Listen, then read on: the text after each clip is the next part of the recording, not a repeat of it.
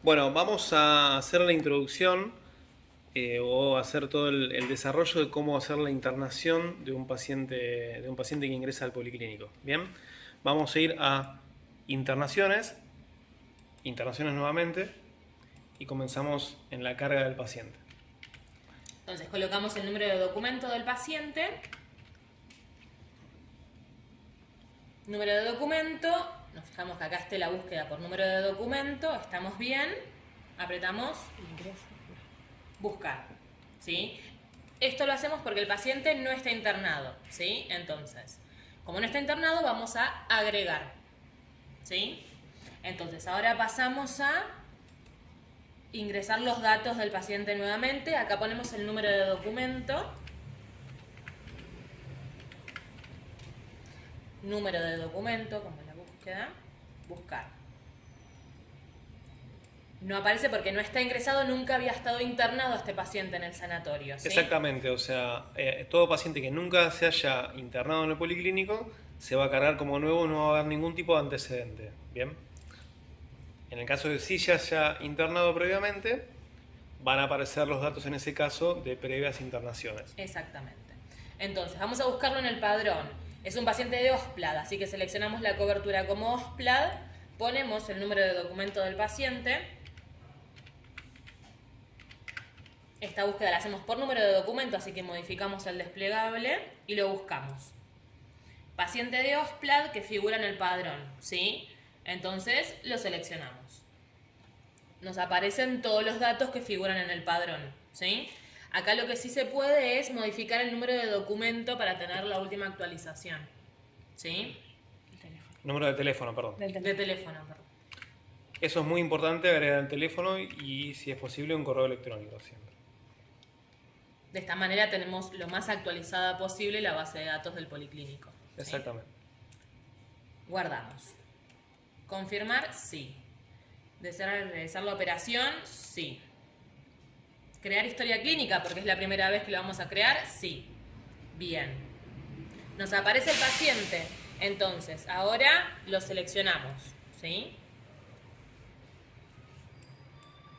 Bien. Entonces, acá ya tenemos los datos del paciente del padrón y ahora lo que vamos a completar es la internación, datos de internación. Es un paciente que viene por algo quirúrgico, marcamos quirúrgico, ¿sí? No ponemos nada en complejidad, queda así. Bien.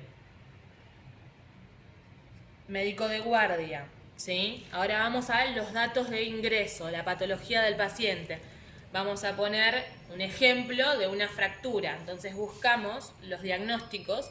Estos diagnósticos, a medida que los vayamos utilizando, se van a ir agregando, ¿sí? Estos son los de prueba que estuvimos realizando. Correcto. Entonces, hacemos una práctica por una fractura, se marca fractura. Bien. Médicos, ¿sí? Acá podemos buscar por el buscador, por ejemplo, si es una internación de Martínez Walter. Si lo busco a Martínez, ponemos el nombre, que esto nos lo dará la orden de internación del paciente, ¿sí? El médico que firma esa orden se busca. Bien, Martínez Walter, lo seleccionamos. Perfecto. Martínez Walter, como todos los médicos, van a tener un número, ¿sí? De búsqueda. Entonces copiamos ese mismo número, 6, 8.